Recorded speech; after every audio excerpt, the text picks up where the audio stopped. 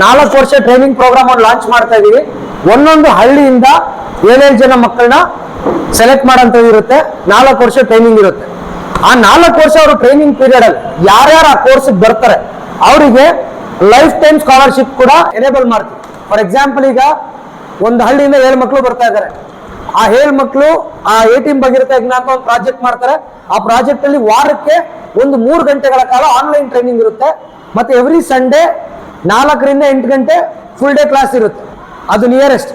For example, ಈಗ ದಾವಣಗೆರೆಗೆಲ್ಲ ಬರೋರು, ಜಿಲ್ಲೆಯಲ್ಲಿ ಬರೋರಿಗೆಲ್ಲ ದಾವಣಗೆರೆಯಲ್ಲಿ ಆಫೀಸಲ್ಲಿ ಇರುತ್ತೆ. ಹೂವಿನಹಡಗಲಿ ಈ ಕಡೆ ಬರೋರಿಗೆ 2 ಡಿಸ್ಟ್ರಿಕ್ಟ್ ಸ್ಟಾರ್ಟ್ ಮಾಡಿದೀವಿ. ಈಗ ಒಂದು ದಾವಣಗೆರೆ, ಇನ್ನೊಂದು ವಿಜಯನಗರ ಡಿಸ್ಟ್ರಿಕ್ಟ್. ಆ ಕಡೆ ಮೈಲಾರ ಅಥವಾ ಹಡಗಲಿ ಹತ್ರ ಒನ್ಸ್ ಇನ್ ಎ ವೀಕ್ ಅಥವಾ ಒನ್ಸ್ ಇನ್ 15 ಡೇಸ್ ಎಲ್ಲಿ ಜಾಸ್ತಿ ಸ್ಟೂಡೆಂಟ್ಸ್ ಇರ್ತಾರೋ ಆ ಕಡೆ ವೀಕ್ಲಿ ಒನ್ಸ್ ಅಥವಾ 15 ಡೇಸ್ ಒಂದು ಫುಲ್ ಡೇ ವರ್ಕ್ಶಾಪ್ ಇರುತ್ತೆ. ದಾವಣಗೆರೆ ಡಿಸ್ಟ್ರಿಕ್ಟ್ ಅಲ್ಲಿ ಫಸ್ಟ್ ಅದು A-Team ಭಗೀರಥ ಯಜ್ಞ ಅಂತ ಲಾಂಚ್ ಮಾಡ್ತಾ ಇದೀವಿ. ಅದ್ರದ್ದು ಕೆಲವೊಂದು ಡೀಟೇಲ್ಸ್ ಕೊಡ್ತೀನಿ. ಅದ್ರ ಜೊತೆಗೆ ವಿಶ್ವಗ್ರಹ ಅಂದ್ರೆ ಏನು, ವಿಶ್ವಗ್ರಹ ಏನ್ ಮಾಡಕ್ ಹೊರಟಿದೆ, ನಮ್ದು ಯೂಟ್ಯೂಬ್ ಚಾನಲ್ ಸಾಕಷ್ಟು ಜನ ನೋಡಿರಲ್ಲ ಗೊತ್ತಿಲ್ಲ. ಬಟ್ ತುಂಬಾ ಕನ್ಫ್ಯೂಷನ್ಸ್ ಇರುತ್ತೆ. ವರ್ಕ್ ಫ್ರಮ್ ಹೋಮ್ ಅಂತ ಒಂದ್ ಕಡೆ ಹೇಳ್ತಾರೆ, ಅಬಾಕಸ್ ಕ್ಲಾಸ್ ಅಂತ ಒಂದ್ ಕಡೆ ಹೇಳ್ತಾರೆ, ಒಂದ್ ಕಡೆ ಸ್ಪೋಕನ್ ಇಂಗ್ಲಿಷ್ ಅಂತ ಹೇಳ್ತಾರೆ, ಒಂದ್ ಕಡೆ ಸ್ಕಾಲರ್ಶಿಪ್ ಅಂತ ಹೇಳ್ತಾರೆ, ಒಂದ್ ಕಡೆ ಟ್ರೈನರ್ಸ್ ಅಂತಾರೆ, ಒಂದ್ ಕಡೆ ಫ್ರೀ ಎಜುಕೇಶನ್ ಅಂತಾರೆ. ಸಾಕಷ್ಟು ವಿಚಾರ ಹೇಳ್ತಾರಲ್ಲ, ಏನಿದು, ಯಾಕೆ ಇದನ್ನೆಲ್ಲ ಮಾಡ್ತಾ ಇದ್ದಾರೆ ಅನ್ನೋ ಒಂದು ಕ್ವೆಶನ್ಗೆ ಕಂಪ್ಲೀಟ್ ಆನ್ಸರ್ ಕೊಡ್ಲಿಕ್ಕೆ ನಿಮ್ಮನ್ನೆಲ್ಲ ಕರೆದಿದ್ದು. ಮತ್ತೆ ನಿಮ್ಮಲ್ಲಿ ಸಾಕಷ್ಟು ಡೌಟ್ಸ್ ಗಳಿರ್ತವೆ. ಏನೇನ್ ಡೌಟ್ಸ್ ಇರ್ಬೋದು, ನಾನಿಲ್ಲಿ ಆಸ್ ಎ ಸ್ಟೂಡೆಂಟ್ ನಾನು ಏನ್ ಮಾಡ್ಬೋದು, ಆಸ್ ಎ ಟ್ರೈನರ್ ನಾನು ಏನ್ ಮಾಡ್ಬೋದು, ಆಸ್ ಎ ಪೇರೆಂಟ್ ನಾನು ಏನ್ ಮಾಡ್ಬೋದು, ನನಗೇನ್ ಲಾಭ ಸಿಗುತ್ತೆ ಇದರಿಂದ, ಯಾಕೆ ನಾನು ವಿಶ್ವಗ್ರಹ ಜೊತೆ ನಿಲ್ಬೇಕು ಅನ್ನೋ ಒಂದು ಕ್ಲಾರಿಟಿ ಬರಲಿ ಅಂತ ಕರೆಸಿರೋಂಥ ಕಾರ್ಯಕ್ರಮ ಇದು. ಕ್ಲಿಯರ್? ಸೊ ವಿಶ್ವಗ್ರಹ ಅಂತಂದ್ರೆ ವೆರಿ ಸಿಂಪಲ್. ಕಂಪನಿ ಹೇಳ್ದಂಗೆನೆ ವಿಶ್ವಗ್ರಹ ಎಜು ಸೊಲ್ಯೂಷನ್ಸ್ ಅಂತ ಕರಿತೀವಿ. ಎಜು ಸೊಲ್ಯೂಷನ್ಸ್ ಅಂದ್ರೆ ಏನು? ಎಜುಕೇಶನ್ಗೆ ಸೊಲ್ಯೂಷನ್ಸ್ ಕೊಡುವಂಥದ್ದು. ಆಕ್ಚುಲಿ ಯಾವ್ದಾದ್ರು ಒಂದು ದೇಶ ಚೆನ್ನಾಗಿರ್ಬೇಕು ಅಂದ್ರೆ 2 ವಿಚಾರಗಳು, ಒಂದು ಎಜುಕೇಶನ್, ಇನ್ನೊಂದು ಹೆಲ್ತ್ 100% ಫ್ರೀ ಇರ್ಬೇಕು. ಎಷ್ಟು? ಯಾಕಂದ್ರೆ ಪ್ರಕೃತಿ ನಮ್ಮನ್ನ ಎಲ್ಲ ಜೀವಿಗಳನ್ನ ಭೂಮಿ ಮೇಲೆ ಹಾಕಿದಾಗ ಒಂದು ರೂಲ್ ಕೊಟ್ಟಿರುತ್ತೆ.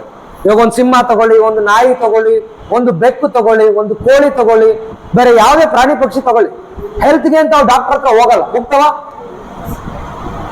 ಕಲೀಲಿಕ್ಕೆ ಅಂತ ಟ್ಯೂಷನ್ ಕ್ಲಾಸ್ಗೆ ಹೋಗ್ತಾವ, ಸ್ಕೂಲಿಗೆ ಹೋಗ್ತಾವ? ಇವಾಗ ಒಂದು ಸಿಂಹ ಬೇಟೆ ಕಲಿಬೇಕು ಅಂದ್ರೆ ಎಲ್ಲಿ ಕಲಿಯುತ್ತದು? ಆ ಸುತ್ತಮುತ್ತ ಅವ್ರ ಪೇರೆಂಟ್ಸ್ ನೋಡಿ ಕಲಿಯುತ್ತೆ. Correct or not?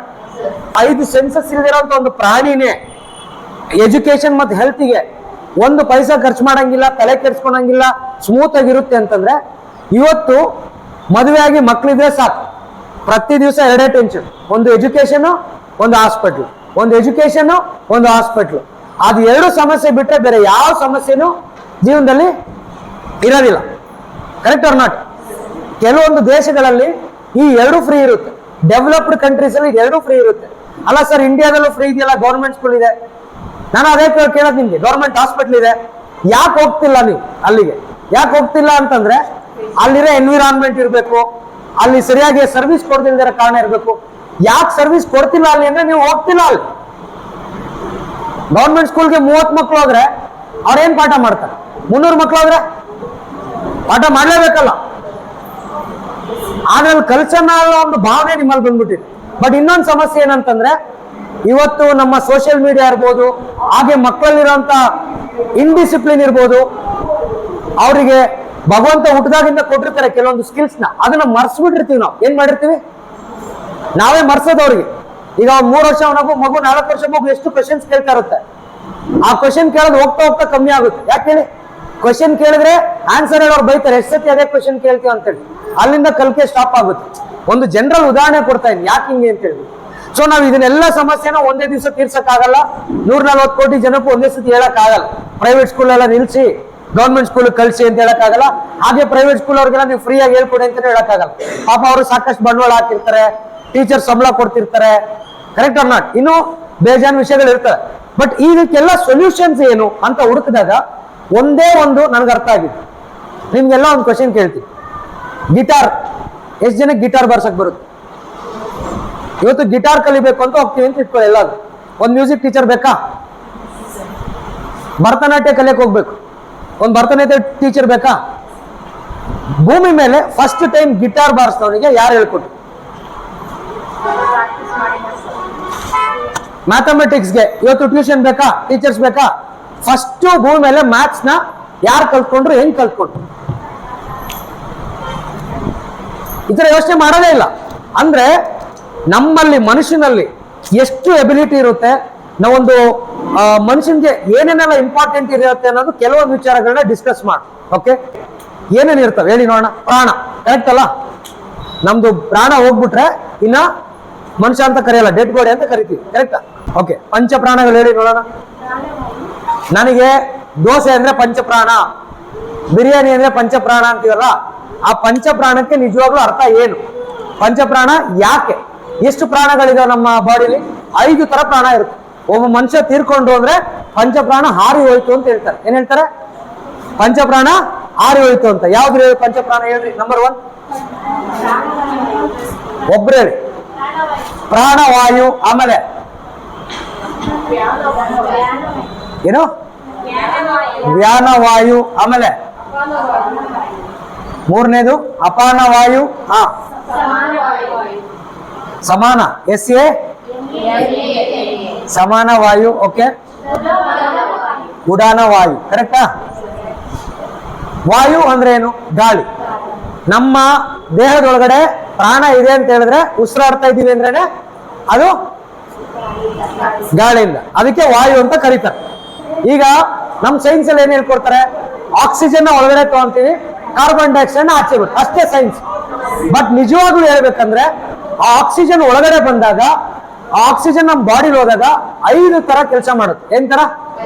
ನಮ್ಮಲ್ಲಿ ಪಂಚ ಪ್ರಾಣನ ತುಂಬಿಸುತ್ತೆ. ಏನೇನು ಬೆನಿಫಿಟ್? ಪ್ರಾಣವಾಯುಯಿಂದ ಏನ್ benefit? What is the role? Control respiration, thought process. Throat process ಅಲ್ಲ, ಅದು ಥಾಟ್ ಪ್ರಾಸೆಸ್. ಮೇನ್ ಪ್ರಾಣ ಇದೇನೆ. ಏನ್ ಹೇಳಿ? ಫಸ್ಟ್ನೇದು ಬಂದ್ಬಿಟ್ಟು ಪ್ರಾಣವಾಯು ಅಂತ ಏನ್ ಕರಿತೀವಿ, ಅದ್ರದ್ದು ಇಂಪಾರ್ಟೆನ್ಸ್ ಏನಂತಂದ್ರೆ ನಮ್ಮ ಉಸಿರಾಟ ಮತ್ತು ನಮ್ಮ ಆಲೋಚನೆಗಳು. ಏನು? ನಮ್ಮ ಉಸಿರಾಟ ಮತ್ತೆ ಆಲೋಚನೆಗಳು. ಒಬ್ಬ ಮನುಷ್ಯ ತೀರ್ಕೊಂಡ ಅಂತಂದ್ರೆ ಫಸ್ಟ್ ಆಚೆ ಹೋಗೋದು ಯಾವುದು?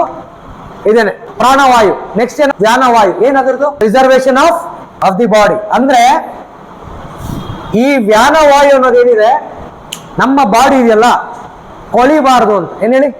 ಕೊಳತೋಗ್ಬಾರ್ದು ಅಂತ. ಈಗ ಯಾರಿಗಾದ್ರೂ ಎಲ್ಲೋ ಒಂದ್ ಕಡೆ ಕೊಳಕ್ ಮಂಡ್ಲ ಹಾವು ಕಚ್ಚುದನೋ ಇಲ್ಲ ಎಲ್ಲೋ ಒಂದು ಇನ್ಫೆಕ್ಷನ್ ಆಗ್ತಾ ಇದೆ ಅಂದ್ರೆ ಈ ವ್ಯಾನವಾಯು ಕರೆಕ್ಟ್ ಆಗಿ ವರ್ಕ್ ಆಗ್ತಿಲ್ಲ ಅಂತ.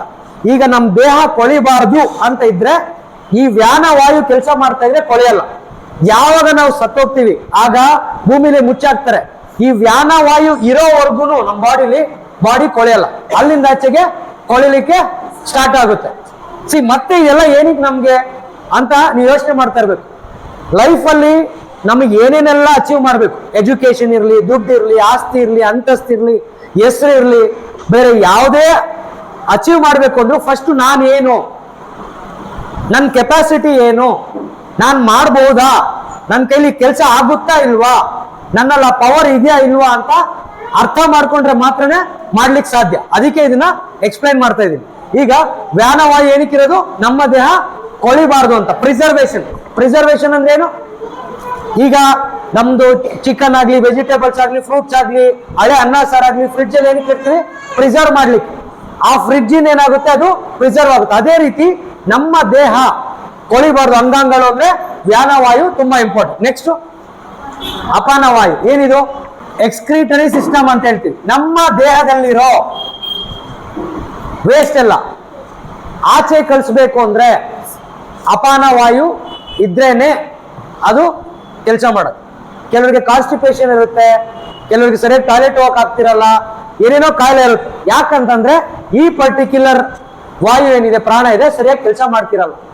ಯಾವಾಗ ಈ ವಾಯು ಪ್ರಾಣ ಆಚೆ ಹೋಗುತ್ತಲ್ಲ, ಈ ವಾಯು ಆಚೆ ಹೋಗಿದ ತಕ್ಷಣ ನಮ್ಮ ಬಾಡಿಲಿ ಸೆಕೆ ಆಗಲ್ಲ. ಸೊ ಇದು ಇಂಪಾರ್ಟೆಂಟ್. ನೆಕ್ಸ್ಟ್ ಸಮಾನ ವಾಯು. ಸಮಾನ ವಾಯು ಅಂತ ಏನಿದೆ, ನಮ್ಮ ಬಾಡಿಲಿ ಹೀಟ್ ನ ಜನರೇಟ್ ಮಾಡ್ಲಿಕ್ಕೆ. ನಮ್ಮ ಬಾಡಿಲಿ ಹೀಟ್ ಎಷ್ಟು ಇಂಪಾರ್ಟೆಂಟ್ ಹೇಳಿ? 100%. ಹೀಟ್ ಇಲ್ಲ ಅಂದ್ರೆ ಕೋಲ್ಡ್ ಆಗಿದ್ರೆ ಸತ್ತೋದ ಅಂತ ಮನುಷ್ಯ. ನೀವು ಅಬ್ಸರ್ವ್ ಮಾಡಿರ್ತೀರ, ಡೆತ್ ಆದಾಗ ಯಾರು ಕ್ಲೋಸ್ ಆಗಿ ಡೆಡ್ ಬಾಡಿ ಹತ್ರ ನೋಡಿರ್ತೀರ, ಭಯ ಪಡ್ಕೊಂತೀವಿ, ನಾವು ಹತ್ರ ಹೋಗಲ್ಲ. ಏನೋ ದೆವ್ವ ಬರುತ್ತೆ, ಭೂತ ಬರುತ್ತೆ ಅಂತ. Correct or not? We are scared of dead bodies. Correct ಆಗಿ ಅಬ್ಸರ್ವ್ ಮಾಡಿದಾಗ ಈ ವಾಯು ಆಚೆ ಹೋದಾಗ ಬಾಡಿ ಕೋಲ್ಡ್ ಆಗಿರುತ್ತೆ. ಅಂದ್ರೆ ಒಂದು ಪ್ರಾಸೆಸ್ ಇರುತ್ತೆ. ಒಬ್ಬ ವ್ಯಕ್ತಿ ಹೋದಾಗ ಫಸ್ಟ್ ಏನಾಗುತ್ತೆ? ಪ್ರಾಣವಾಯು ಹೋಗಿರುತ್ತೆ. ಆಮೇಲೆ ಏನಾಗ್ಬೋದು? ಹೀಟ್. ಆಮೇಲೆ ಏನಾಗ್ಬೋದು? ಅಪಾನವಾಯು. ಕರೆಕ್ಟ್. ಆಮೇಲೆ ಏನಾಗ್ಬೋದು? ಇದಲ್ಲ, ಇದು ಲಾಸ್ಟ್ ಅಲ್ಲಿ ಬರೋದು.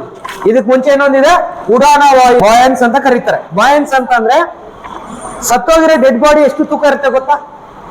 ನಿಮ್ನ ನಾನು ಎತ್ಬೋದು, ತೀರ್ಕೊಂಡಾಗ ಎತ್ತಕ್ಕಾಗಲ್ಲ, ವೆಯ್ಟ್ ಜಾಸ್ತಿ ಆಗಲ್ಲ, ವೆಯ್ಟ್ ಸೇಮ್ ಇರುತ್ತೆ.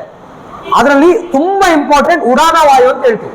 ಈಗ ನಾನು ನಡ್ಕೊಂಡು ಹೋಗ್ತಾ ಇದೀನಿ, ನಂದು 65 kg ತೂಕ ನನ್ನ ಕಾಲ್ಗೆ ಕಾಣಿಸಲ್ಲ. ಬರೀ ಒಂದು 5 kg ಎಕ್ಸ್ಟ್ರಾ ನಾನು ತೂಕ ತಗೊಂಡ್ರೆ ನನಗೆ ಕಾಣಿಸ್ತಾ ಇರುತ್ತೆ. ನಮ್ಮ ಬಾಡಿ ವೆಯ್ಟ್ ನಮ್ಮ ಕಾಲ್ ಕಾಣಿಸುತ್ತಾ? ಈಗ ಜಂಪ್ ಮಾಡ್ತೀವಿ, ಗ್ರಾವಿಟಿಗಿಂತ ಮೇಲೆ ಜಂಪ್ ಮಾಡ್ತೀವಿ. ಈ ಉಡಾನ ವಾಯು ಇದ್ರೆ ಮಾತ್ರ ಅದನ್ನ ಏರ್ ಲಿಫ್ಟ್ ಅಂತ ಹೇಳ್ತೀವಿ. ಇವಾಗ ಜಿಮ್ನಾಶಿಯಮ್ಸ್ ಎಲ್ಲ ಮಾಡ್ತಾ ಇರ್ತಾರೆ ಗೊತ್ತಾ, 10 ಅಡಿ ಮೇಲೆ ಲಾಂಗ್ ಜಂಪ್ ಮಾಡೋದು. ಅವರು ಇದು ಎಕ್ಸ್ಪರ್ಟ್ ಆಗಿರ್ತಾರೆ ಇದನ್ನ ಕಂಟ್ರೋಲ್ ಮಾಡೋದಕ್ಕೆ. ಅಂದ್ರೆ ನಮ್ಮ ದೇಹ ಗ್ರಾವಿಟೇಷನ್ ಫೋರ್ಸ್ ಗಿಂತ, ಏನು ಭೂಮಿದು ಗುರುತ್ವಾಕರ್ಷಣೆ ಗಿಂತ ನಾವು ಓಡಾಡ್ಲಿಕ್ಕೆ, ನಡೀಲಿಕ್ಕೆ, ನಾವು ಕೆಲಸ ಮಾಡ್ಲಿಕ್ಕೆ, ನಾವು ಜೀವಂತವಾಗಿ ಆಕ್ಟಿವ್ ಆಗಿ ಇರಕ್ ಬೇಕಾದಂತ ಪ್ರಾಣ ಉಡಾನ ವಾಯು. ಇದು ಹೋಗುತ್ತೆ, ಇದು ಹೋದ್ಮೇಲೆ ಲಾಸ್ಟ್ ಹೋಗೋದು ವ್ಯಾನವಾಯು. ಇದು ಹೋಗ ಜಾಸ್ತಿ ಟೈಮ್ ಬೇಕಾಗುತ್ತೆ.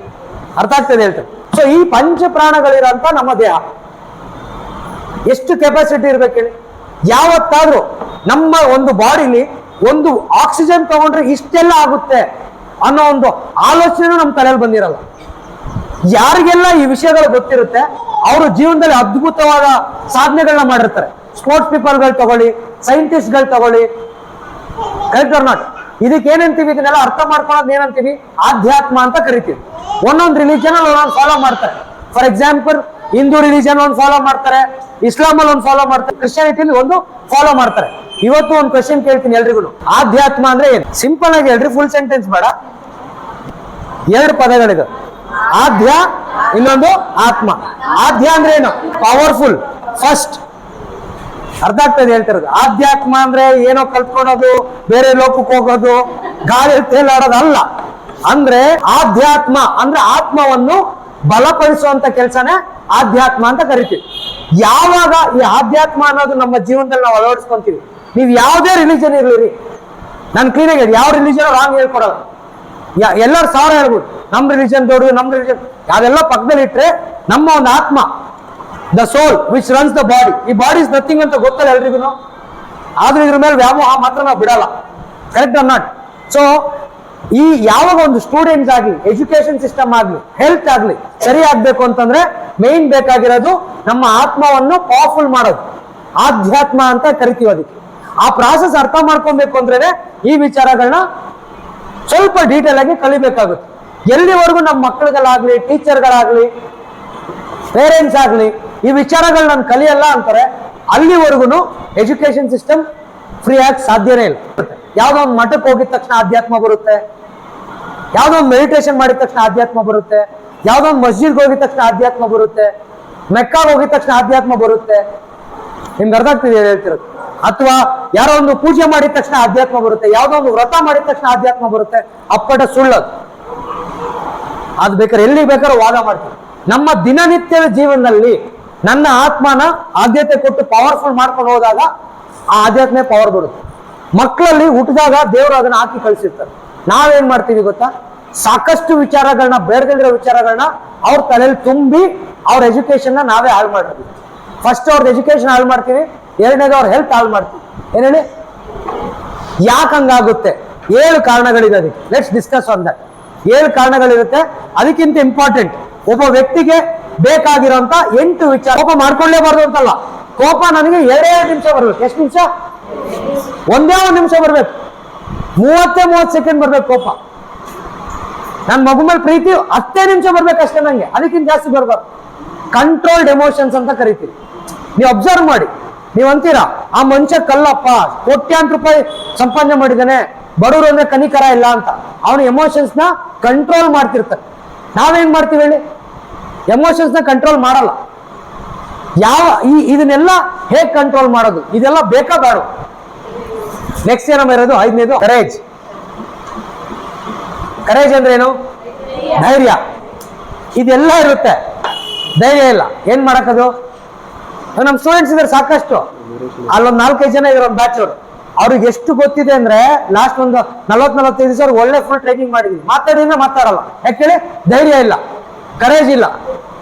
ಆ ಕರೇಜ್ ಬರ್ಬೇಕು. Correct or not? ಇವತ್ತು ಇಲ್ಲೂ ಅಷ್ಟೇ ಸಾಕಷ್ಟು ಜನ.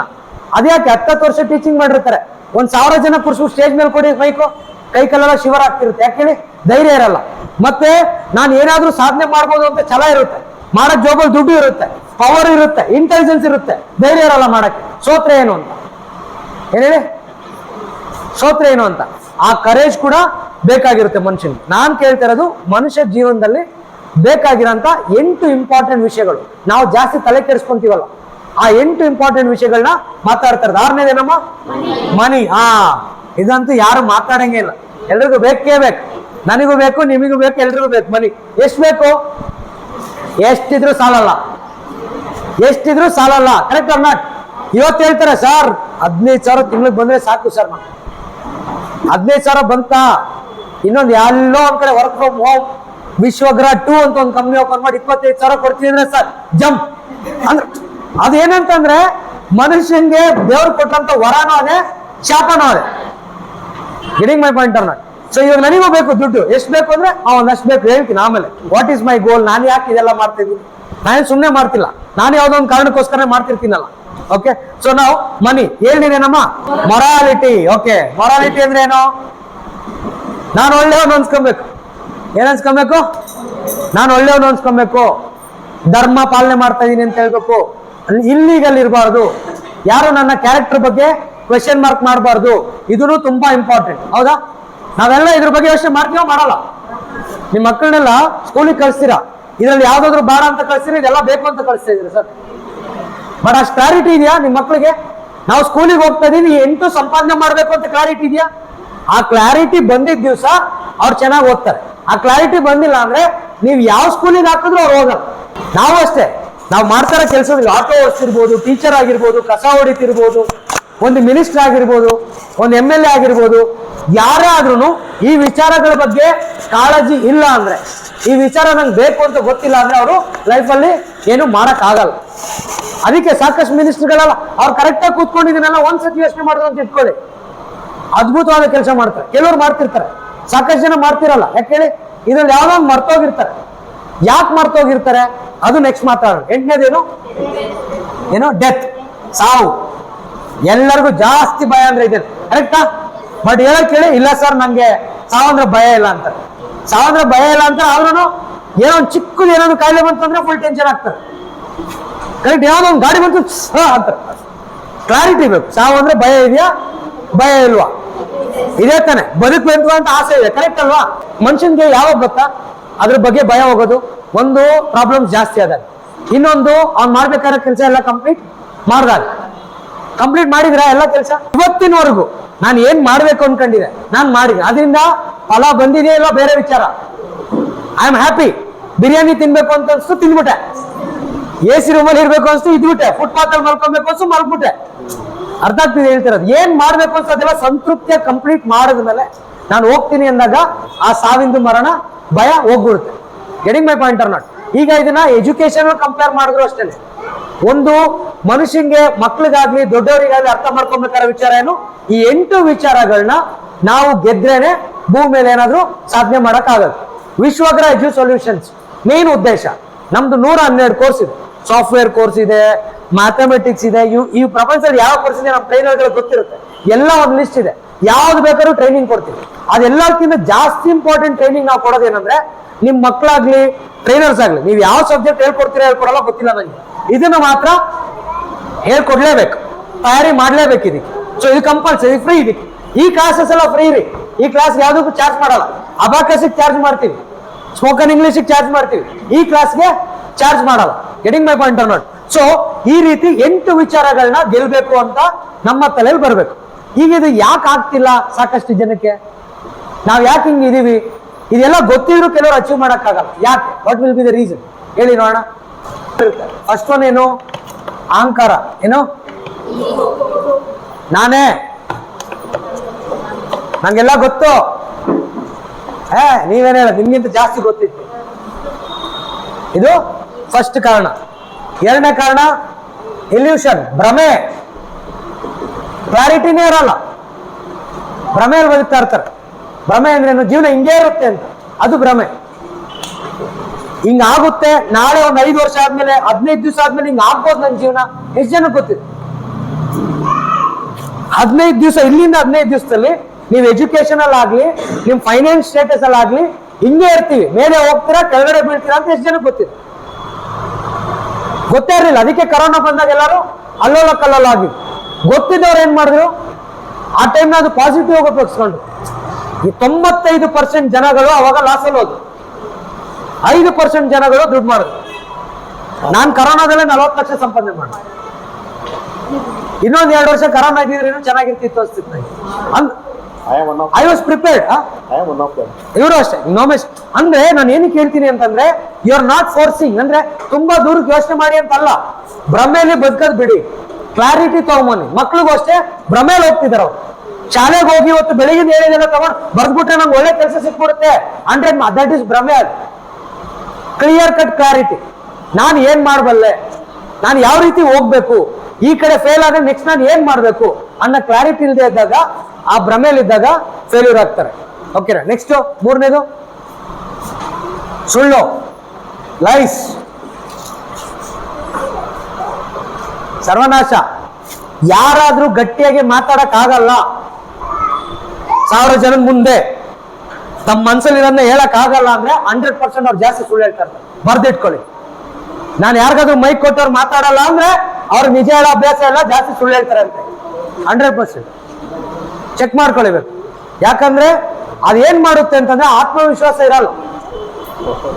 ಗೊತ್ತಾಗ್ತದೆ ಹೇಳ್ತಿರೋದು. ಒಂದೊಂದ್ಸತಿ ನೀವ್ ಹೇಳಿದ ವಿಚಾರ, ನೀವೇನೋ ಒಂದು ಮಾಡ್ತೀನಿ ಅಂತ ಹೋಗಿರ್ತೀರ, ಅದಾಗಿಲ್ಲ, ಆ ಕೆಲಸ ಸುಳ್ಳಾಗ್ಬೋದು, ನೀವ್ ಹೇಳೋದೇ ಸುಳ್ಳಾಗ್ಬಾರ್ದು. ಇವಾಗ ನನ್ನ ಮನ್ಸಲ್ಲಿ ಇವ್ರಿಗೆಲ್ಲರಿಗೂ ಹೆಂಗೋ ಮೋಸ ಮಾಡ್ಬಿಟ್ಟು 100 ಕೋಟಿ ಸಂಪಾದನೆ ಮಾಡ್ಬೇಕು ಅಂತಿದ್ರೆ ಕಾನ್ಫಿಡೆನ್ಸ್ ಬರಲ್ಲ ಮಾತಾಡ್ಲಿಕ್ಕೆ. ಅರ್ಥ ಆಗ್ತಿದೆ ಹೇಳ್ತೀರ? ಇವ್ರು ಎಲ್ರಿಗೂ ಒಳ್ಳೇದ್ ಮಾಡಿ ನಾವು ದುಡ್ಡು ಸಂಪಾದನೆ ಮಾಡ್ಬೇಕು ಅಂತಿದ್ರೆ ಕಾನ್ಫಿಡೆನ್ಸ್ ಬರುತ್ತೆ. ಅದು ಎರಡಲ್ಲಿ ಒಂದು ಆಗ್ಬೋದು. ನಾನು ಎಡಬಹುದು, ಎಡೋದ್ರೆ ಏನಾಗುತ್ತೆ, ಅವ್ನು ಸುಳ್ಳು ಹೇಳ್ದ ಅಂತ ಹೇಳ್ತಾರೆ. ಗೆದ್ರೆ ಏನಂತಾರೆ, ನಿಜ ಹೇಳ್ದ ಅಂತ ಹೇಳ್ತಾರೆ. ಬಟ್ ಹೇಳುವಾಗ ನಿಮ್ ಇಂಟೆನ್ಷನ್ ಕರೆಕ್ಟ್ ಆಗಿ ಇಲ್ಲ ಅಂತಂದ್ರೆ, ನಿಮ್ಗಲ್ಲಿ ಯಾರಿಗಾದ್ರೂ ಸ್ಪೀಚ್ ಪ್ರಾಬ್ಲಮ್ ಅಂದ್ರೆ, ಮಕ್ಳಿಗೆ ಕ್ಲಾಸಲ್ಲಿ ಪಾಠ ಆನ್ಸರ್ ಹೇಳಕ್ ಆಗ್ತಿಲ್ಲ, ಆನ್ಸರ್ ಬರ್ತಿಲ್ಲ, ಗೊತ್ತಿದೆ ಹೇಳಕ್ ಆಗ್ತಿಲ್ಲ ಅಂದ್ರೆ ಸುಳ್ಳು ಹೇಳ್ತಾ ಇದಾರೆ ಅಂತ ಅರ್ಥ ಆಯ್ತು. ದಯವಿಟ್ಟು ಸುಳ್ಳು ಹೇಳಕ್ ಬಿಟ್ಬಿಡಿ. ನಾನು ಸ್ಟೂಡೆಂಟ್ಸ್ ನಾನು ಹೇಳ್ಕೊಡೋದು ಒಂದೇ, ನೀನ್ ಮ್ಯಾಥ್ಸ್ ಬಿಡು, ಸೈನ್ಸ್ ಬಿಡು ರೀತಿ ಆಗ್ಬೇಡ ನೀನು. ಎಲ್ರು ಹೇಳ್ತಾರೆ, ಶಿವ ಸರ್ ನೀವು ರೋಲ್ ಮಾಡಲ್ಲ. ನಾನು ರೋಲ್ ಮಾಡಲ್ಲ, ಅಲ್ವೇ ಅಲ್ಲ. ನಾನು ಯಾರಿಗೂ ನನ್ನ ತರ ಇರಿ ಅಂತ ಹೇಳೇ ಇಲ್ಲ. ನಾನ್ ಮಾಡೋ ತರ ಅಂತ ಯಾರು ಮಾಡ್ಲೇಬೇಡಿ, ನಾನು ಹೇಳೋ ತರ ಮಾಡಿ ಅಂತ ಹೇಳ್ತೀನಿ. ಏನ್ ಹೇಳಿ, ನಾನ್ ಪರ್ಫೆಕ್ಟ್ ಅಲ್ಲ, ಅಷ್ಟು ಧೈರ್ಯ ಇರಬೇಕು ನಮ್ಗೆ. ಬಟ್ ಎಲ್ರು ಏನ್ ಹೇಳ್ತಾರೆ ಹೇಳಿ, ಆಕ್ಟಿಂಗ್, ಮಾಸ್ಕ್ ಹಾಕೊಂಡು ಹೋಗಿ ಮಕ್ಳು ಮುಂದೆ ಇವತ್ತಲ್ಲಿ ನಾಳೆ ಗೊತ್ತಾಗುತ್ತವ್ರಿ. ಗೊತ್ತಾಗಲ್ವಾ? ಗಾದೆನೇ ಇದೆಯಲ್ಲ, ಬೆಕ್ಕು ಕಣ್ಮುಚ್ಕೊಂಡು ಹಾಲು ಕುಡಿದ್ರೆ ಪ್ರಪಂಚಕ್ಕೆ ಗೊತ್ತಾಗಲ್ಲ ಅಂತೇಳಿ. They will be watching you. ಇದನ್ನೆಲ್ಲ ಚೇಂಜ್ ಮಾಡ್ಬೇಕು ಅಂತಂದ್ರೆ ಸಖತ್ ಇಂಪಾರ್ಟೆಂಟ್. ನಿಮಗೆ ಸರಿಯಾಗಿ ಭಾಷೆ ಮಾತಾಡಕ್ ಆಗ್ತಿಲ್ಲ, ಎಕ್ಸ್ಪ್ರೆಸ್ ಮಾಡ್ತಿಲ್ಲ ಅಂತ ಕಾರಣ ಏನು? ಸುಳ್ಳುಗಳು. ದಯವಿಟ್ಟು ಅದನ್ನ ಸ್ಟಾಪ್ ಮಾಡಿ. Getting my point or not? ಸುಳ್ಳು ಹೇಳಿದ್ರೆ ಬದುಕಕ್ ಆಗಲ್ಲ. ತುಂಬಾ ಅವಶ್ಯಕತೆ ಇದೆ ಅಂತಂದ್ರೆ ಅದರಿಂದ ಯಾರಿಗೂ ತೊಂದರೆ ಆಗಲ್ಲ ಅನ್ನಂಗಿದ್ರೆ ಇಟ್ಸ್ ಓಕೆ. ನೀವು ಮಾಡ್ಬೇಕಾಗಿರೋ ಕರ್ತವ್ಯ ನೀವು ಮಾಡಿ ಫಲ ಬಂದಿಲ್ಲ ಅಂದ್ರೆ ಸುಳ್ಳು ಹೇಳೋದ್ರಲ್ಲಿ ಅರ್ಥ ಇದೆ. ಕೆಲಸನೇ ಮಾಡಲ್ಲ, ಸುಳ್ಳು ಹೇಳ್ಕೊಂಡು ತಿರ್ಗೋದು, ಹೋಮ್ವರ್ಕೇ ಮಾಡಲ್ಲ. ಸರ್ ಕಳ್ದೋಯ್ತು ಬುಕ್ಕು, ಮನೇಲಿ ಮರ್ತು ಬಂದೆ, ಅದೇ ಶಾಪ ಹೇಳಿದೀನಿ. ದಯವಿಟ್ಟು ಹೇಳ್ತಾ ಇದ್ದೀನಿ ಎಲ್ಲರಿಗೂ. ನೆಕ್ಸ್ಟ್ ಹೇಟ್, ದ್ವೇಷ ಬಿಟ್ಟಾಕ್ಬಿಡಿ. 100% ದ್ವೇಷ ಎಲ್ಲಿವರೆಗೂ ನಿಮ್ಮಲ್ಲಿ ಇರುತ್ತೋ ಅಲ್ಲಿವರೆಗೂ ಹುಟ್ಟು ದರಿದ್ರ ಕನ್ಫರ್ಮ್. ನನಗೂ ಕೆಲವೊಂದ್ ಸತಿ ಕೆಲವ್ರು ಮಾಡೋದು ಇಷ್ಟ ಆಗಲ್ಲ, ಬೈತೀನಿ. ಆ 1 ನಿಮಿಷ ಮಾತ್ರ ಅಷ್ಟೇನೆ. ಇದನ್ನ ಸರ್ ನಮ್ಗೆಲ್ಲ ಗೊತ್ತಿದೆ, ಹೌದು ನಿಮ್ಗೆಲ್ಲ ಗೊತ್ತಿದೆ, ಬಟ್ ಪಾಲಿಸ್ತಿದ್ದೀರಾ? ಇದೆಲ್ಲ ಫಾಲೋ ಮಾಡಿಲ್ಲ ಅಂತ. ನನಗೆ ಯಾರ ಮೇಲೆ ದ್ವೇಷ? ನನ್ನ ಹೆಂಡತಿನೂ ದ್ವೇಷ ಪಡ್ಬೇಕು ಅವ್ರ ಮೇಲೆ, ನನ್ನ ಮಕ್ಕಳು ದ್ವೇಷ ಪಡ್ಬೇಕು, ನಮ್ಗೆ ಇರೋರೆಲ್ಲ ಅವ್ರನ್ನ ಹೇಟ್ ಮಾಡ್ಬೇಕು ಅನ್ನೋ ಒಂದು ಕಲ್ಚರ್ ನಾವು ಬಿಲ್ಡ್ ಮಾಡ್ತೀವಿ. That is very wrong. ನಿಜವಾಗ್ಲೂ ಎಜುಕೇಶನ್, ಹೆಲ್ತ್ ಎರಡು ಫ್ರೀ ಆಗ್ಬೇಕು ಅಂದ್ರೆ, ಉದ್ಧಾರ ಆಗ್ಬೇಕು ನಮ್ ದೇಶ ಅಂತಂದ್ರೆ, ದೇಶ ಹೆಂಗಾರ ಹಾಳಾಗೋಗ್ಲಿ, ನಾವು ಉದ್ಧಾರ ಆಗ್ಬೇಕು, ನಮ್ಮ ಮಕ್ಳು ಉದ್ಧಾರ ಆಗ್ಬೇಕು ಅಂದ್ರೆ ಇದನ್ನ ಪಾಲಿಸಲೇಬೇಕು.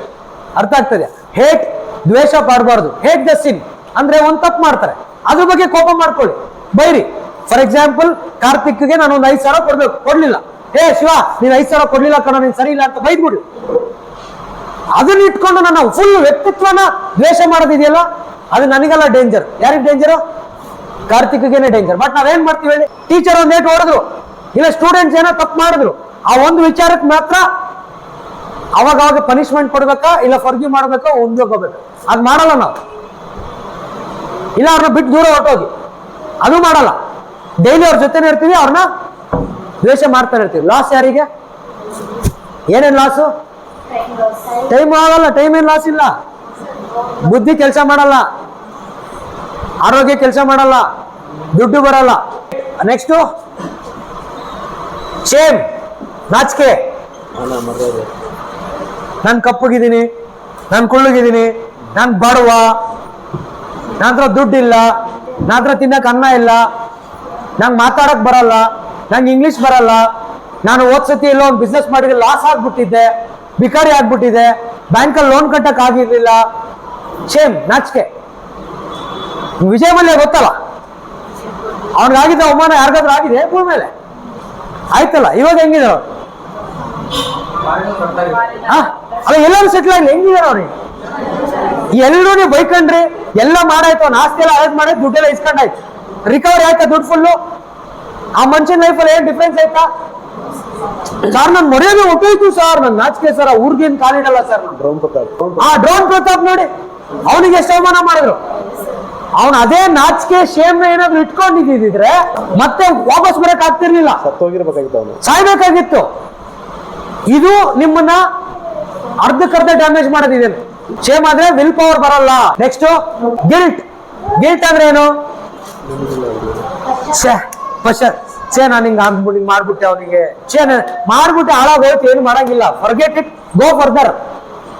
ಇದಿದ್ರೆ ಏನಾಗುತ್ತೆ? ಕ್ರಿಯೇಟಿವಿಟಿ ಬರಲ್ಲ, ಹೊಸದಾಗಿ ಏನು ಮಾಡಕ್ ಆಗಲ್ಲ. ಗಿಲ್ಟ್ ಇರಬಾರ್ದು. ಯಾರೋ ಒಬ್ರು ನನಗೆ ಸಂಬಳ ಕೊಟ್ಟು ಒಂದ್ 3 ವರ್ಷ ಕೆಲಸ ಕೊಟ್ಟಿದ್ದಾರೆ, ಅವ್ರ ಹತ್ರ ಕೆಲಸ ಮಾಡ್ತಾ ಇರ್ತೀವಿ, ನನಗೆ ಬಿಟ್ಟು ಹೋಗ್ಬೇಕು ಅಂತ ಯೋಚನೆ ಮಾಡ್ತಾ ಇರ್ತೀನಿ, ಬಿಟ್ಟು ಹೋಗಕ್ ಇಷ್ಟ ಇರಲ್ಲ, ಆ ಗಿಲ್ಟಲ್ಲೇ ಇರ್ತೀವಿ ನಾವು. ಅವಾಗೇನಾಗುತ್ತೆ? ಕ್ರಿಯೇಟಿವಿಟಿ ಬರಲ್ಲ. ಈ ಗಿಲ್ಟ್ ಇರಬಾರ್ದು.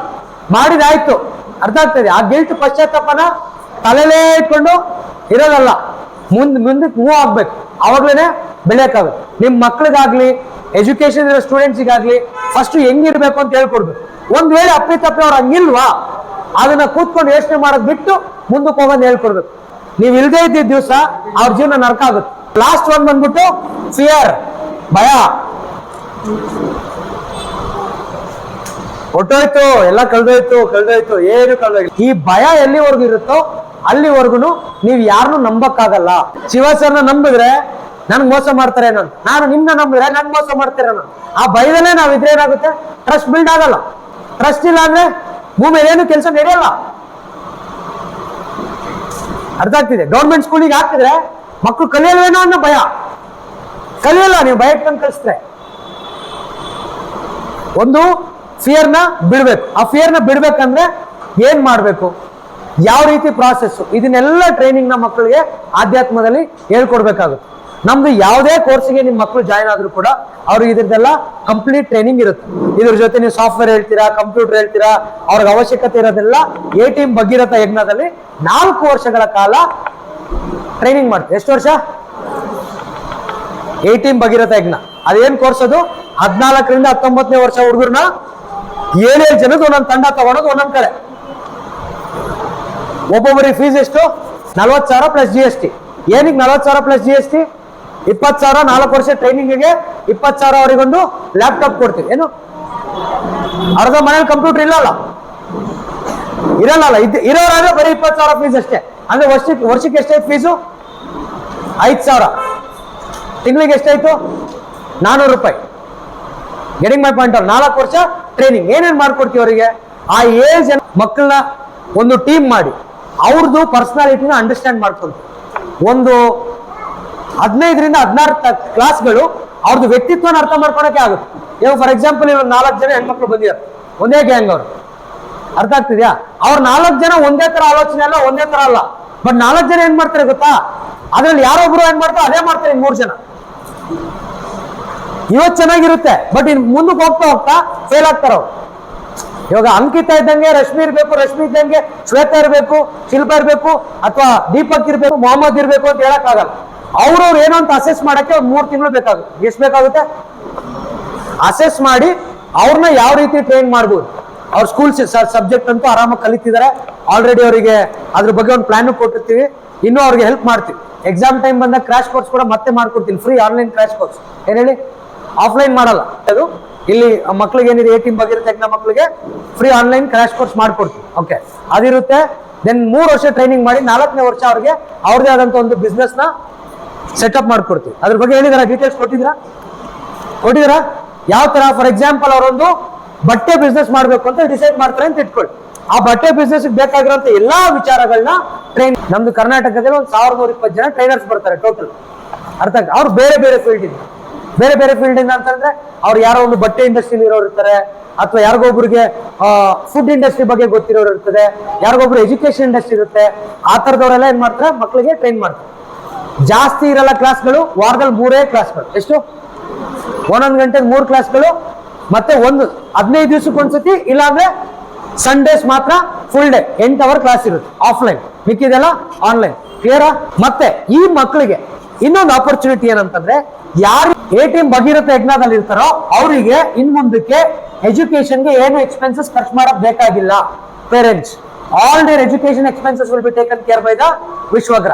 ಹೇಗೆ, ಏನ್ ಸಾಧ್ಯ ಸರ್ ಅಂತ ಹೇಳಿ, ಈ A-team ಭಗೀರಥ ಯಜ್ಞ ಮಕ್ಕಳಿಗೆ ಟ್ರೈನಿಂಗ್ ಮಾಡ್ತಾ ಏನ್ ಮಾಡ್ತೀವಿ, ಅವ್ರಿಗೆ ನಾನು ಹಿಂಗ್ ಮಾತಾಡ್ತೀನಲ್ಲ ಆ ರೀತಿ ಸ್ಕಿಲ್ಸ್ ಅವ್ರಿಗೆ ಕಳ್ಸಿಕೊಡ್ತೀವಿ 3 ರಿಂದ 4 ತಿಂಗಳಲ್ಲಿ. ಆಮೇಲೆ ಏನ್ ಮಾಡ್ತೀವಿ, ಸುತ್ತಮುತ್ತ ಶಾಲೆಗಳಿರ್ತವೆ, ಕಾಲೇಜ್ಗಳಿರ್ತವೆ, ಅಲ್ಲೆಲ್ಲ ಸೆಮಿನಾರ್ ಅರೇಂಜ್ ಮಾಡ್ತೀವಿ. ಏನ್ ಮಾಡ್ತೀವಿ? ಸೆಮಿನಾರ್ ಅರೇಂಜ್ ಮಾಡ್ತೀವಿ. ಯಾವ್ದಾದ್ರು ಒಂದು ಸಬ್ಜೆಕ್ಟ್ ಬಗ್ಗೆ ಪಾಠ ಮಾಡೋದು. ಈಗ ಗೆಸ್ಟ್ ಲೆಕ್ಚರ್ ಬಂದು ಪಾಠ ಮಾಡ್ತಾರೆ ಗೊತ್ತಾ? ಈಗ GMITಲಿ ಒಂದ್ ದಿವಸ ನಾನು ಹೋಗಿ ಏನಾದ್ರು ಗೆಸ್ಟ್ ಲೆಕ್ಚರ್ ಯಾವ್ದೋ ಒಂದು ಸಬ್ಜೆಕ್ಟ್ ಪಾಠ ಮಾಡ್ತೀನಿ ಅಂದ್ರೆ 15,000 ಕೊಡ್ತಾರೆ. ಎಷ್ಟು ಕೊಡ್ತಾರೆ? ಜೈನ್ ಕಾಲೇಜ್ಗೆ ಹೋದ್ರೆ ಒಂದು 5,000 ಕೊಡ್ಬೋದು, 10,000 ಕೊಡ್ಬೋದು, ಆ ತರ ಕೊಡ್ತಾರೆ. ನಾವೇನ್ ಮಾಡ್ತೀವಿ, ಈ A-team ಭಗೀರಥ ಯಜ್ಞ ಮಕ್ಳು ಏನಿರ್ತಾರೆ ಅವ್ರಿಗೆ ತಿಂಗಳಲ್ಲೋ 2 ತಿಂಗಳಲ್ಲೋ ಒಂದ್ಸತಿ ಪಬ್ಲಿಕ್ ಇವೆಂಟ್ ಕಂಡಕ್ಟ್ ಮಾಡ್ತೀವಿ. ಅವ್ರು ಏನ್ ಕಲ್ತಿದ್ದಾರೆ ಅದನ್ನ ಅವ್ರಿಗಿಂತ ದೊಡ್ಡ ವಯಸ್ಸಿನವ್ರಿಗೆ, ಈಗ 10ನೇ ಕ್ಲಾಸ್ 9ನೇ ಕ್ಲಾಸ್ ಮಕ್ಕಳು MBA ಹುಡುಗರಿಗೆ ಹೋಗಿ ಮ್ಯಾನೇಜ್ಮೆಂಟ್ ಬಗ್ಗೆ ಪಾಠ ಹೇಳ್ಬೇಕು. ಒಂದ್ ದಿವಸ ಸೆಷನ್ ಮಾಡ್ಬೇಕು. ಅದು 2 ತರ ಆಗುತ್ತೆ. ಒಂದು ಕಾಲೇಜಲ್ಲಿ ಆಗ್ಬೋದು, ಇಲ್ಲ ಅಂದ್ರೆ ಫಾರ್ ಎಕ್ಸಾಂಪಲ್ ದಾವಣಗೆರೆಯಲ್ಲಿ ಕನ್ನಡ ಭವನದಲ್ಲಿ ಹಾಲ್ ಬುಕ್ ಮಾಡಿ ಒಂದು ಡೇಟ್ ಫಿಕ್ಸ್ ಮಾಡ್ತೀವಿ. ಏನ್ ಮಾಡ್ತೀವಿ, ಸುತ್ತಮುತ್ತ ಇರೋ ಒಂದು 50 ಸ್ಕೂಲ್ಗಳಿಗೆ ಹೋಗಿ ಈ ತರ ಒಂದು ಪ್ರೋಗ್ರಾಮ್ ಕಂಡಕ್ಟ್ ಮಾಡ್ತಾ ಇದೀವಿ. ಇದರಿಂದ ನಿಮ್ ಮಕ್ಳು ಏನಾದ್ರು ಕಲಿತಾರೆ. ಎಂಟ್ರಿ ಫೀಸ್ 1000 ರೂಪಾಯಿ, ಫುಲ್ ಡೇ ಕ್ಲಾಸ್ ಇರುತ್ತೆ, ಮೆಟೀರಿಯಲ್ಸ್ ಕೊಡ್ತೀವಿ, ಊಟ ತಿಂಡಿ ಕೊಡ್ತೀವಿ ಅಂತ ಹೇಳಿ ಅವ್ರಿಗೆ ಏನ್ ಮಾಡ್ತೀವಿ, ಪಾಸಸ್ ನ ಕೊಡ್ತೀವಿ. ಅವ್ರಿಗೆ 300 ಜನ ಮಕ್ಳು ಕರ್ಕೊಂತೀವಿ, ಫಾರ್ ಎಕ್ಸಾಂಪಲ್ ಹೇಳ್ತಾರೆ. ಓಕೆ, ಅದನ್ನ ಚಿಕ್ಕ ಮಕ್ಳ ಕೈಲಿ ಮಾಡಿಸಿದಾಗ ಅವ್ರು ನಾಳೆ ಬೆಳೀಲಿಕ್ಕೆ ಅವಕಾಶ ಬರುತ್ತೆ. ಸೊ ಏನ್ ಮಾಡ್ತೀವಿ, ಒಂದ್ 300 ಜನ ಬರ್ತಾರೆ ಅಂತ ಇಟ್ಕೊಳ್ಳಿ ಸ್ಟೂಡೆಂಟ್ಸ್. ಎಷ್ಟಾಯ್ತು? ಒಂದ್ 3 ಲಕ್ಷ ಕಲೆಕ್ಷನ್ ಆಗುತ್ತೆ. ಕರೆಕ್ಟಾ? ಇವಾಗ ಟಿಕೆಟ್ ಪಾಸ್ ಸೇಲ್ ಮಾಡಕ್ ಒಂದಷ್ಟು ಜನ ಹೋಗಿರ್ತಾರೆ, ಅವ್ರಿಗೊಂದು ಏನಾದ್ರು ಸಂಬಳ ಕೊಡ್ಬೇಕಾ? ಎಲ್ಲ ಒಂದ್ 70% ಹೋದ್ರೆ ಮಿಕ್ಕದ ಎಷ್ಟು? 3 ಲಕ್ಷದಲ್ಲಿ 90,000 ಮಿಕ್ಕುತ್ತಾ? ಡಿವೈಡ್ ಬೈ 7 ಜನ ಮಕ್ಳು ಎಷ್ಟಾಯ್ತು? 70,000 ಮಿಕ್ಲಿ 10,000 ಆಯ್ತಾ? ವರ್ಷದಲ್ಲಿ ಒಂದ್ 4 ವರ್ಕ್ಶಾಪ್ ಮಾಡ್ರೆ 40,000 ಆಯ್ತು ಅಂದ್ರೆ ಸ್ಕೂಲ್ ಫೀಸ್ ಮುಗಿತಾ? ನಿಮ್ಗೆ ಅರ್ಥ ಆಗ್ತಿಲ್ಲ? ಅದೇ ತಿಂಗಳಿಗೆ ಒಂದು ವರ್ಕ್ಶಾಪ್ ಅವ್ರು ಅಟೆಂಡ್ ಮಾಡಿದ್ರೆ ಅವ್ರದ್ದು ಕಾಲೇಜ್ ಫೀಸ್ 1 ಲಕ್ಷ ಇರ್ಬೋದು, PUC ಕಟ್ಕೊಂಡ್ಲಿ. ನಿಮ್ಗೆ ಅರ್ಥ ಆಗ್ತದೆ? ಅವ್ರ ಲೈಫ್ ನ ಅವ್ರನ್ನ ಬೆಳೆಸೋದಿಕ್ಕೆ ಅಂತ ಮಾಡ್ತೀರಾ ಪ್ರೋಗ್ರಾಮ್ ಇದೆ. How is it trainers? Good. ಅಂದ್ರೆ ನಿಮ್ಗೆ ಕಾಂಪಿಟೇಷನ್ ಆಗಿ ಮಕ್ಕಳನ್ನ ತಗೊಂಡ್ಬರ್ತಾ ಇದೀವಿ. Getting my point or not? ಅಂದ್ರೆ ಎಲ್ಲಿವರೆಗೂ ಮಕ್ಕಳು ನಾವು ಸ್ಟೂಡೆಂಟ್ಸ್ ಅನ್ನೋದು ಬಿಟ್ಟು ನಾವು ಗುರುಗಳಾಗ್ಬೇಕು ಅಂತ ಯೋಚನೆ ಮಾಡಲ್ವೋ ಅಲ್ಲಿವರೆಗೂ ಅವ್ರು ಚೆನ್ನಾಗಿ ಕಲಿಯಲ್ಲ. ಈಗ ನಾನು ಎಕ್ಸಾಮ್ ಬರೆಯಕ್ ಮಾತ್ರ ಕಲಿತೀನಿ ಅಂದ್ರೆ ಎಷ್ಟು ಕಲಿತೀನಿ? ಇಷ್ಟೇ ಕಲಿತೀನಿ. ನಾನು 100 ಜನ ಮಕ್ಳಿಗೆ ಎಕ್ಸಾಮ್ ಬರ್ಸ್ಬೇಕು ಅಂತ ಕಲಿತ್ರೆ ಎಷ್ಟು ಕಲಿತೀನಿ? ಇದು ಚಂದ ಕಲಿತೀನಿ. ಆ ತರ ಅವ್ರನ್ನ ಡೆವಲಪ್ ಮಾಡೋಂಥ ಪ್ರೋಗ್ರಾಮ್ ಇರುತ್ತೆ A-team ಭಗೀರಥ ಯಜ್ಞ. ಕ್ಲಿಯರ್? ಬಟ್ ಇದರಲ್ಲಿ 2-3 ಕಂಡೀಷನ್ ಇರುತ್ತೆ. ಪೇರೆಂಟ್ಸ್ ಜೊತೆ ಕಂಪ್ಲೀಟ್ ಆಗಿ ಒಂದು 500 ರೂಪಾಯಿ ಬಾಂಡ್ ಪೇಪರ್ ಬರ್ಕೊಡ್ಬೇಕು ಪೇರೆಂಟ್ಸ್ ಮೇಲೆ. ನಿಮ್ಮ ಮಕ್ಕಳು ಯಾವುದೇ ಬೇರೆ ವಿಚಾರದಲ್ಲಿ ಡಿಸ್ಟರ್ಬ್ ಆದ್ರೆ ಇಮಿಡಿಯೇಟ್ ಆಗಿ ಅವ್ರನ್ನ ಆ ಪ್ರಾಜೆಕ್ಟ್ ಇಂದ ತೆಗ್ದಾಕ್ತೀವಿ. ಏನ್ ಹೇಳಿ? ಅಂದ್ರೆ ಅವ್ರಿಗೆ ಹೇಳ್ಕೊಡ್ತೀವಿ ಮತ್ತೆ ನೋ, ಈ ತರ ಇದು ರೈಟ್ ಅಲ್ಲ, ಇದು ರಾಂಗ್ ಅಲ್ಲ, ಕೆಲವೊಂದು ಡಿಸಿಪ್ಲಿನ್ ಎಲ್ಲ ಇರ್ಬೇಕು. ಗೊತ್ತಲ್ಲ ಏನ್ ಇರ್ಬೇಕು ಅಂತ?